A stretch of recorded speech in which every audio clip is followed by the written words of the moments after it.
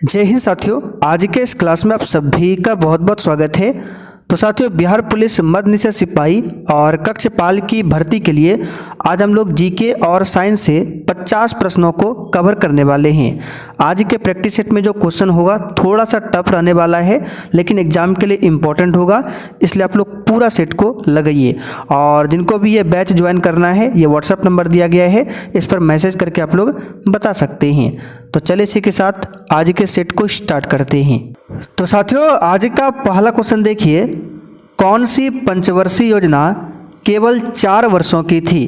तीसरी, चौथी, पांचवी या फिर डी 7वीं? चलिए क्वेश्चन नंबर 1 के लिए आप लोग आंसर बताइए। कौन सी पंचवर्षीय योजना केवल 4 वर्षों की थी? तो यहाँ पर इस क्वेश्चन का आंसर है 5वीं पंचवर्षीय योजना। ये केवल 4 वर्षों तक ही चला था। ये कब से कब तक था?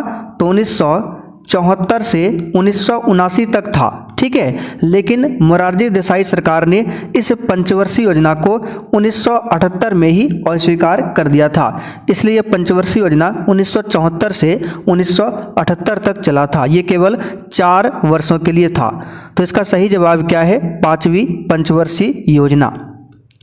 चलिए आगे देखिए, भारतीय उच्चतम न्यायालय के न्यायाधीशों की नियुक्ति कौन करता है? चलिए क्वेश्चन नंबर 2 के लिए आप लोग आंसर बताइए।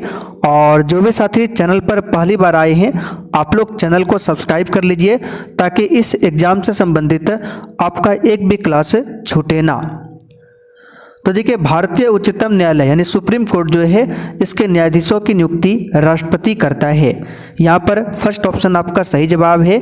उच्चतम न्यायालय की बात करें तो इसमें कितने न्यायाधीश होते हैं? तो इसमें 33 न्यायाधीश होते हैं और एक मुख्य न्यायाधीश होते हैं। इस प्रकार कुल 34 न्यायाधीश होते हैं सुप्रीम कोर्ट में। अगला क्वेश्चन, सत्याग्रह शब्द का निर्माण किसने किया था? बिल्कुल टॉप लेवल का क्वेश्चन है। प्रत्येक स्टूडेंट को नीचे लाइव चैट में अपना अपना आंसर बताना है। तो इसका सही जवाब है महात्मा गांधी जी ने। फर्स्ट ऑप्शन आपका सही जवाब है, महात्मा गांधी जी ने। आगे देखिए, भारतीय संविधान के किस संशोधन अधिनियम द्वारा पंचायती राज व्यवस्था को संवैधानिक दर्जा दिया गया? चलिए क्वेश्चन नंबर 4 के लिए आप लोग आंसर बताइए। ये क्वेश्चन आपको कई बार बता चुके हैं प्रैक्टिस सेट क्लास में। अगर आप रेगुलर क्लास करते हैं तो बिल्कुल आराम से आंसर बता सकते हैं। 73वां संविधान संशोधन जो कि 1992 में हुआ था, और ये जो संशोधन है 24 अप्रैल 1993 को लागू हुआ था।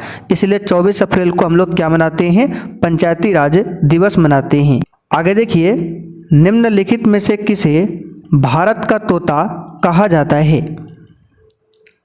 चलिए क्वेश्चन नंबर 5 के लिए आप लोग आंसर बताइए। निम्नलिखित में से किसे भारत का तोता कहा जाता है? तो यहाँ पर इस क्वेश्चन का आंसर क्या होगा? अमीर खुसरो, ठीक है। अमीर खुसरो को भारत का तोता बोला जाता है। यहाँ पर दूसरा वाला ऑप्शन आपका सही है। आगे देखते हैं, भारत किसके वायसराय काल में स्वतंत्र हुआ था? चलिए क्वेश्चन नंबर 6 के लिए आप लोग आंसर बताइए। भारत जो है किसके वायसराय के काल में स्वतंत्र हुआ था? तो यहाँ पर इसका सही जवाब है माउंट बेटन। भारत के अंतिम वायसराय थे। यहाँ पर चौथा वाला ऑप्शन आपका राइट है। विलियम बेंटिक की बात करें तो भारत के प्रथम गवर्नर जनरल थे विलियम बेंटिक। इसी ने 1829 में सती प्रथा का अंत किया था और इसमें सहयोग दिया था राजा राम मोहन राय ने। आगे देखिए, कुषाण वंश के प्रसिद्ध राजा का नाम बताइए। चलिए क्वेश्चन नंबर 7 के लिए आंसर बताइए। कुषाण वंश का प्रसिद्ध राजा कौन था? तो इसका सही जवाब है कनिष्क। कनिष्क जो है कुषाण वंश का सबसे प्रसिद्ध सम्राट था। यहाँ पर फर्स्ट ऑप्शन आपका सही जवाब है। और कनिष्क के समय में ही चौथी बौद्ध संगति का आयोजन होता है कश्मीर के कुंडल वन में। तो इस बात को भी आपको ध्यान रखना है। अगला क्वेश्चन देखिए, वर्तमान दौलताबाद जहां मोहम्मद बिन तुगलक ने दिल्ली से राजधानी को स्थानांतरित किया था, ये किसके समीप स्थित है, आपको बताना है। चलिए बताइए, वर्तमान में दौलताबाद किसके समीप है, तो औरंगाबाद के समीप। यहाँ पर दूसरा वाला ऑप्शन आपका सही जवाब है, महाराष्ट्र के औरंगाबाद के समीप है। अगला क्वेश्चन देखिए, किस भारतीय राज्य को चाय का उत्पादक राज्य नहीं माना जाता है। चलिए क्वेश्चन नंबर 9 के लिए आप लोग आंसर बताइए, इसमें से किस राज्य को चाय का उत्पादक राज्य नहीं माना जाता है। तो इसका सही जवाब है छत्तीसगढ़ को। चौथा वाला ऑप्शन यहाँ पर आपका सही जवाब है छत्तीसगढ़ को। बाकी असम, केरल, पश्चिम बंगाल यहाँ पर चाय का उत्पादन होता है। अगर आपसे पूछे सबसे अधिक चाय का उत्पादन करने वाला भारत का राज्य कौन है, तो वो है असम। आगे देखिए, पनामा नहर का निर्माण किस वर्ष में हुआ था, बताइए। पनामा नहर का निर्माण किस वर्ष में हुआ था। तो इसका सही जवाब क्या होगा, तो पनामा नहर का निर्माण जो है 1914 में हुआ था। चौथा ऑप्शन यहाँ पर आपका सही जवाब है। पनामा नहर की बात करें तो ये अटलांटिक महासागर और प्रशांत महासागर को आपस में जोड़ता है। अगला क्वेश्चन देखिए, भारत का प्रथम मुगल बादशाह कौन था। और जिन्होंने अभी तक सेशन को लाइक नहीं किया है, आपसे रिक्वेस्ट है आप लोग सेशन को लाइक करते चलिए। तो भारत का प्रथम मुगल बादशाह हो जाएगा बाबर। यहाँ पर तीसरा ऑप्शन आपका सही जवाब है।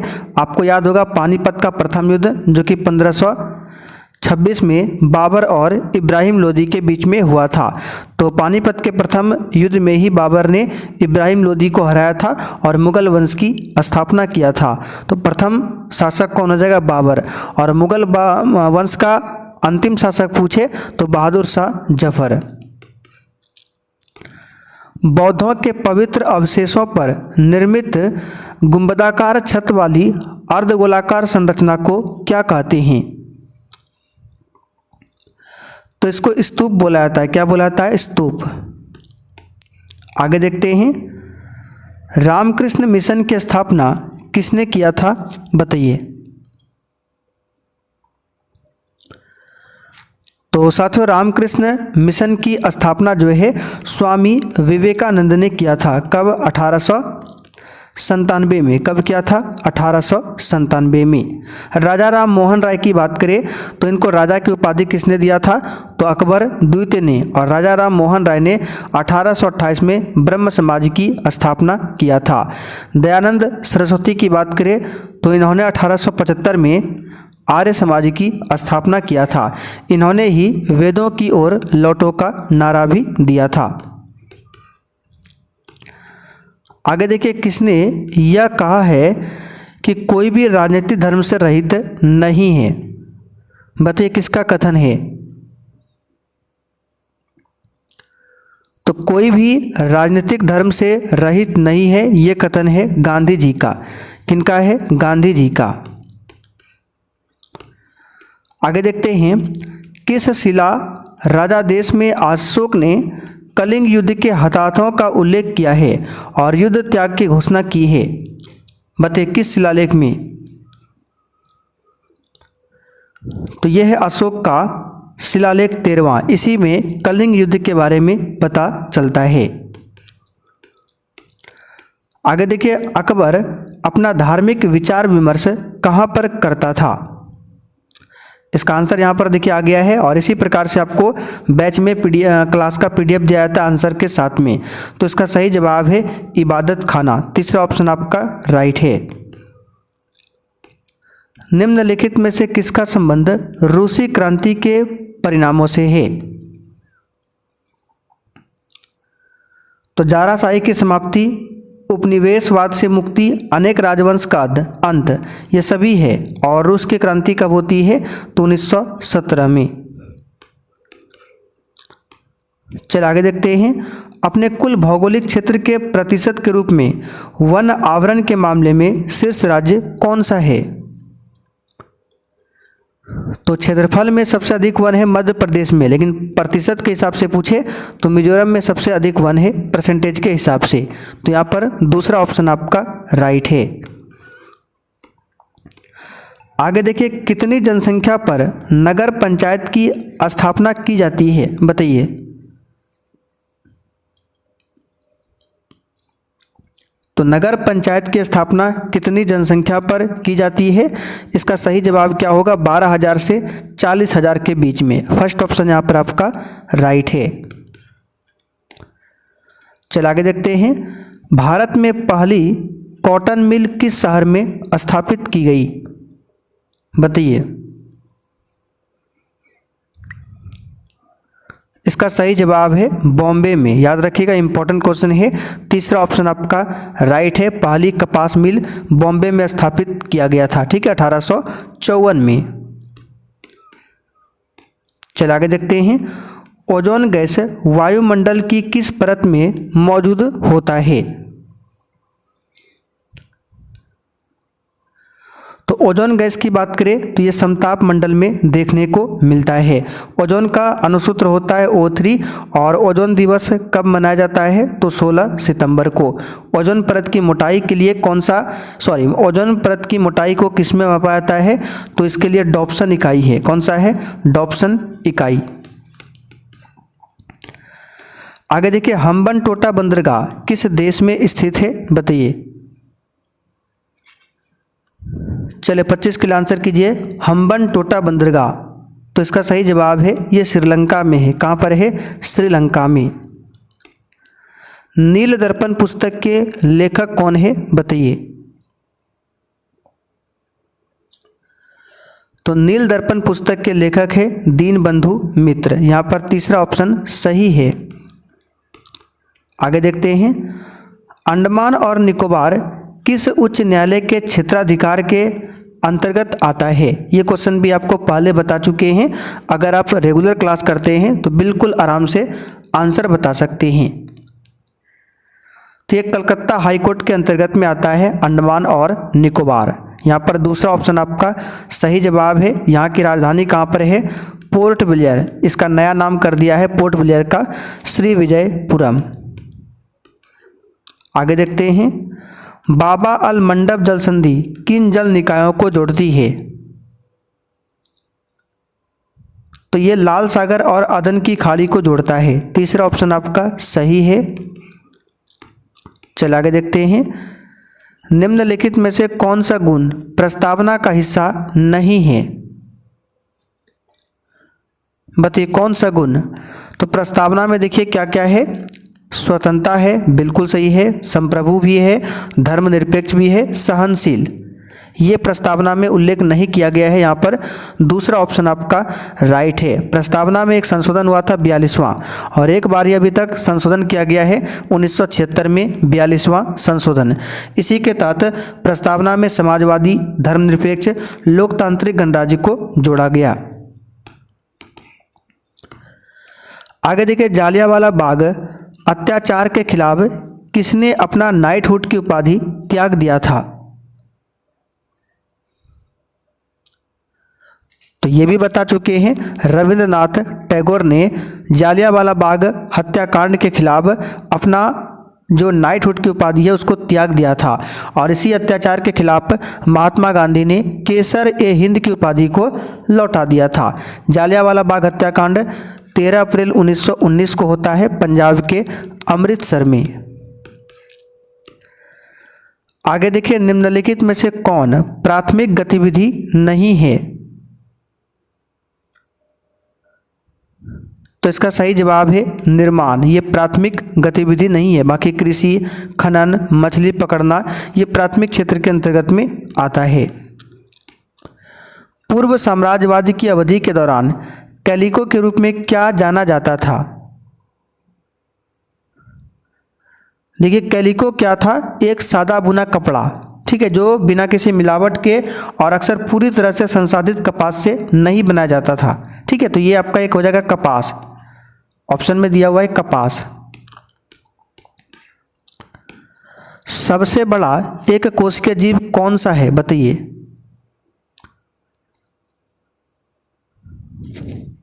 तो यहाँ पर इस क्वेश्चन का आंसर क्या होगा, सबसे बड़ा एक कोशिकीय जीव कौन सा हो जाएगा, तो इस क्वेश्चन का आंसर आपका हो जाएगा अमीबा, सबसे बड़ा एक कोशिकीय जीव है। यहाँ पर चौथा ऑप्शन आपका राइट है, ध्यान रखिएगा।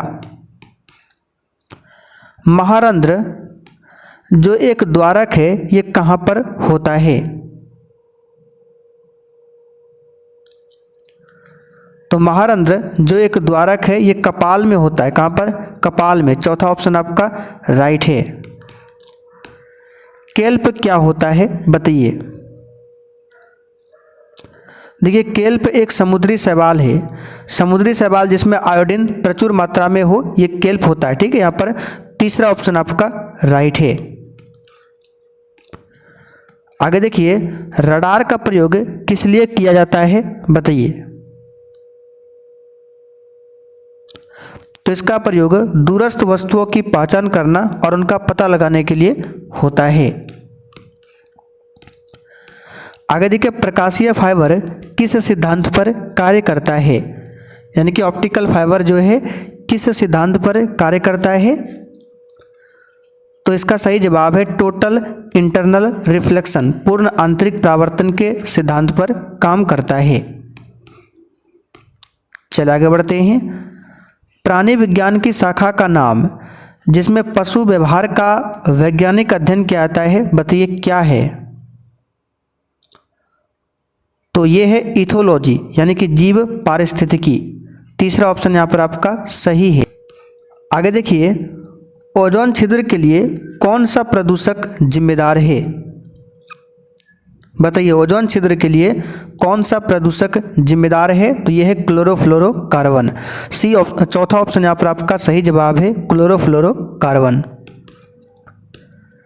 यदि अपशिष्ट पदार्थ पीने के पानी के स्रोत को दूषित कर दे तो निम्नलिखित में से कौन सी बीमारी फैल जाएगी, तो दूषित पानी से आप सभी जानते हैं टाइफाइड होता है, कौन सा क्या होता है, टाइफाइड। यहाँ पर दूसरा वाला ऑप्शन आपका सही आंसर है। और टाइफाइड के लिए कौन सा परीक्षण होता है, तो विडाल परीक्षण होता है टाइफाइड के लिए। कॉफ़ी, कोको और कोलागिरी में प्राकृतिक रूप से पाया जाने वाला एल्कलाइड क्या है, तो ये सब में कैफीन पाया जाता है, क्या पाया जाता है, कैफीन। आगे देखिए रबड़ को सल्फर से गर्म करके उसकी गुणवत्ता बढ़ाने की प्रक्रिया को क्या कहा जाता है, तो इसको वल्कनीकरण बोला जाता है। यहाँ पर फर्स्ट ऑप्शन आपका सही आंसर है, वल्केनाइजेशन, ठीक है। चलिए आगे बढ़ते हैं क्वेश्चन नंबर 44। निम्नलिखित में कौन सी उत्कृष्ट गैस नहीं है, देखिए उत्कृष्ट गैस की बात करें तो आवर्त सारणी में इसको वर्ग नंबर 18 में रखा गया है, 18वें वर्ग में, और 18वें वर्ग को शून्य वर्ग के नाम से भी जाना जाता है। इसमें आपका helium, neon, argon, krypton, xenon, radon आता है। तो हाइड्रोजन आपका उत्कृष्ट गैस नहीं है। हाइड्रोजन के 3 समस्थानिक होते हैं और ब्रह्मांड में सबसे अधिक गैस पूछे तो यही हाइड्रोजन है। इसकी खोज किसने किया था, तो हेनरी कैवेंडिश ने। आगे देखिए कौन से शिरा फेफड़ों से हृदय में शुद्ध रक्त ले जाती है, तो ये है फुफ्फुस शिरा, दूसरा ऑप्शन सही है। छोटी चेचक यानी चिकन पॉक्स किस सूक्ष्म जीव के द्वारा होती है बताइए, तो ये वायरस से होने वाला है, वायरस से, ठीक। चलिए आगे देखते हैं। 20 हर्ट्ज से कम आवृत्ति की ध्वनियों को क्या कहते हैं बताइए, तो इसको बोला जाता है अवश्रव्य ध्वनि, जिसको इंफ्रासोनिक या फिर इंफ्रासाउंड भी बोला जाता है।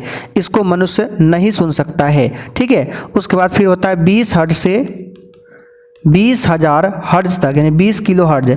इस बीच के ध्वनि के रेंज को मनुष्य सुन सकता है, इसीलिए इसको बोला जाता है श्रव्य ध्वनि यानी ऑडिबल साउंड।